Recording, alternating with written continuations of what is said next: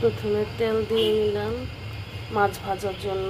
আমি আগে কই মাছ হলুদ আর লবণ দিয়ে মাখিয়ে রেখেছিলাম। তেলটা গরম হলে আমি মাছগুলো ভাজার জন্য দিয়ে দিব। মাছ ভাজার জন্য তেল গরম হয়ে গেছে, মাছটা ছেড়ে দিব।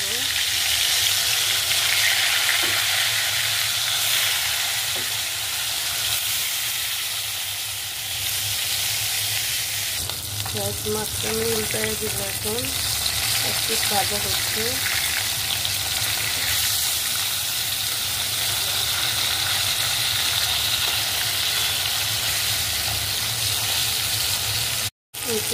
আমার মাছ প্রায় ভাজা শেষ। এখন আমি তুলে নিব। এই তো গাছ মাছ তুলে নিচ্ছি।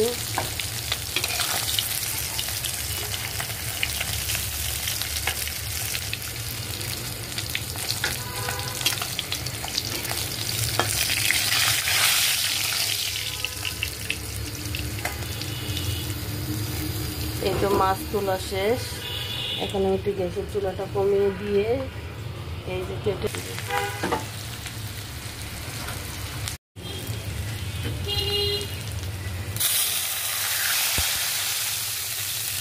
পানি দিয়ে দিলাম। আমার পেঁয়াজগুলো একটু বেশি ভাজা হয়ে গেছে। আদা বাটা দিয়ে দিলাম, ধনে গুঁড়ো, হলুদ গুঁড়ো,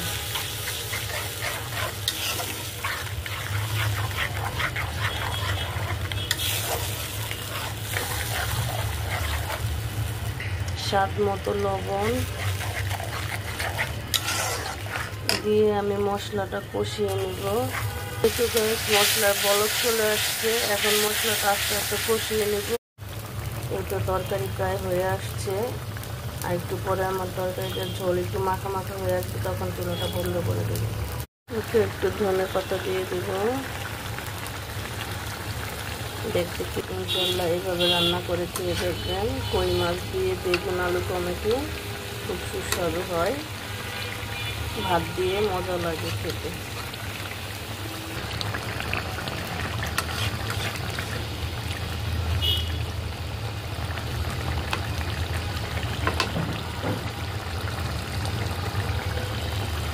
বেগুন আলু কই মাছের ঝোল রেসিপি খেয়ে দেখবেন এভাবে রান্না করে।